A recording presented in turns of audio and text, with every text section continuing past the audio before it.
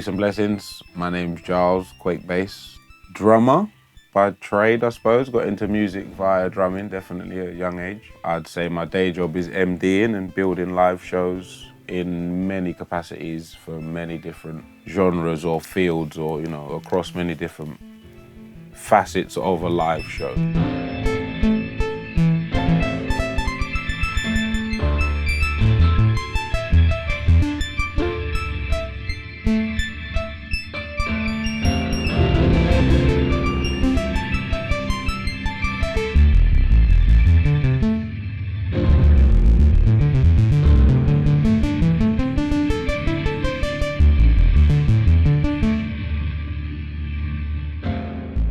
I'm really into exploring MIDI particularly and technology. This whole world is obviously something else, do you know what I mean? But then what it does to you, for me, I'm a drummer. I see the mic and think a whole other world of thought, because for me, that's a good thing. It challenges you to oh, what else could I do with it? Rather than, as we were saying, just mic up the kit and see what happens. I'm like, yeah, I know what's gonna happen vaguely.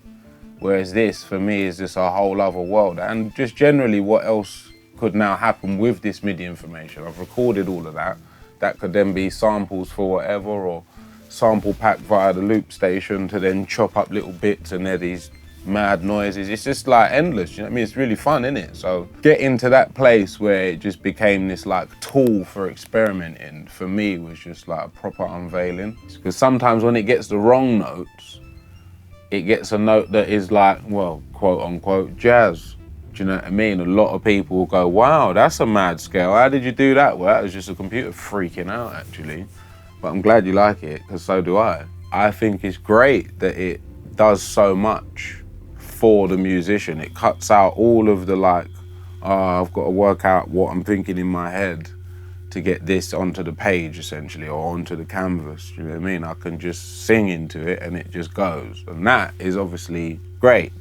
10 minutes off the workflow of whatever I'm doing, that's step one. But then how I think, it really applies to musicians particularly, and using it with instruments, is because essentially it just opens up all of the capabilities of what you would think about if you were stripped down to just your instrument, and you're not just able to just blow at it or hit, and it just record the audio. What can I do with this audio to then go back into the gig and make me do something else? How can I apply this hybrid of acoustic with the electric into what I'm doing and stylize it into my own? This is the one bit of technology that has never failed me, always excites me, and definitely is spurred on so much of my creative process. So I feel it's opening up a whole heap of capabilities, and I'm excited to see where Vochlea take things.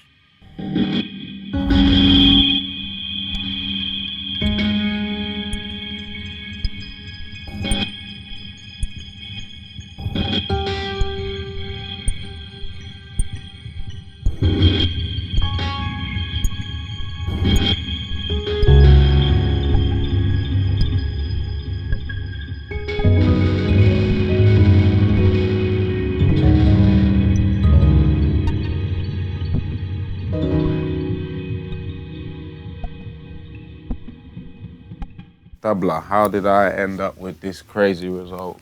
I came across the mic via Esker, shout out Esker, when we were working on a project that's still in fruition, basically. We wanted to explore a lot of ideas with singing and synths and technology and the kind of crossover. We built a network via MIDI online. So essentially, her MIDI information would get sent to me over the internet, and it would then be controlling the synths in here. So all her notations, you know what I mean? And then I'm able to start twiddling and fiddling with stuff. That was kind of the basis of where I was like, yeah, imagine if there was a mic. And then that basically was the basis of exploring as much possibilities with the mic as possible. We use it as an ambient mic in an acoustic recording session. So that was oboes and shakuhachis and violin, upright bass and drum kit. So all acoustic, just going in a room. And we recorded it, you know, audio, but then just to get all the MIDI information and see what happens with that. So in the actual process of editing and making whatever out of it, there's also this MIDI world to play around with, basically. That combined with where Dan was at with this whole kind of like Hocketing, what can we get out of different sounds as the mic travels around between these different sound waves? But essentially, it's a bit like some kind of cross between the magnets in the amps being picked up in the magnet in the mic, and where the feedback loop begins and ends, and what that then does to the MIDI to then create this whole other sound. And depending on, you know, where you want to use the controller parameters, where the vowel sounds become your actual filter pots, for example, or whatever, that then becomes this other palette to play with.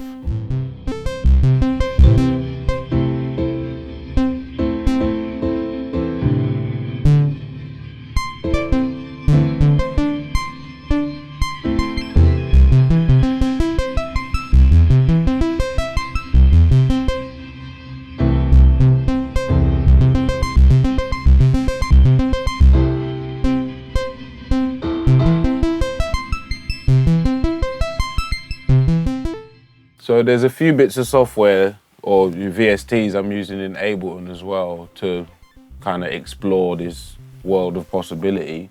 Visible, firstly, shout out Visible, and also shout out Schwarzenegger, which is this one, which is basically like a randomizing chord generator. It's really, really useful for just adding more improvisation to an already random sequence. So that is being mapped and kind of controlled in certain pots with the Vochlea on here.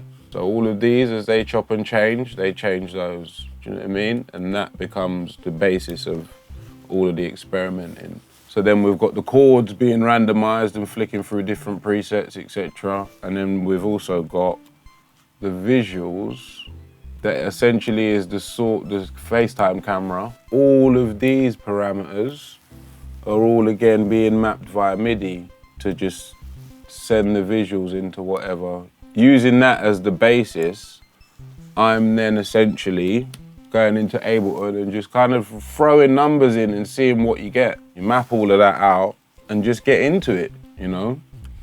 And that is essentially the process.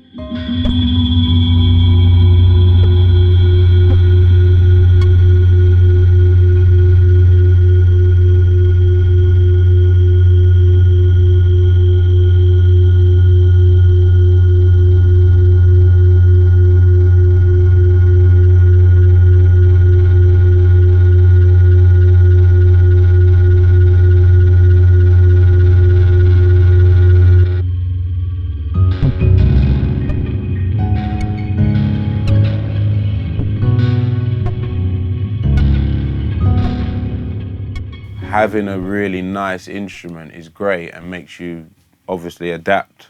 You learning on a really bad instrument or bad quality instrument might bring out something else in your development of a technique, which then obviously becomes your quote unquote style. He's really good at this, or they're really good at this, but that comes from struggling for years of having it in this like confined space in the basement or whatever, and that's how, you know, and that's just what you get used to, but then that's part of the sound as such, you know, and it's the same thing. It's not what you got, it's how you use it. And I'm always saying, you know, when we're in the studio or we're, you know, building a show or whatever, the most powerful place is the blank canvas. At that point of the idea coming to fruition, you really are revving the engine of the brain, being like, I'm seeing it in the past, the present, and the future of what's possible, and the journey of how to get to all of these places. You're like, as they say, a mind map. You're going, and then if we did this, and imagine that, and you're really going deep in the creative process. So that part of it, where you're just there with the mic, like, right, what else can I do other than, you know what I mean, and just, that's where it begins. Excellent. Personally, me and my lot, that's like, oh wow, okay, cool. So let's hang it off a mic stand and swing it between 3 amps and just play the faders and see where we get to. And can we make visuals with it? Can it Do you know what I mean? Can we do the lights as well? Should we put some MIDI to DTX and get that going? And what else is possible? Do you know what I mean?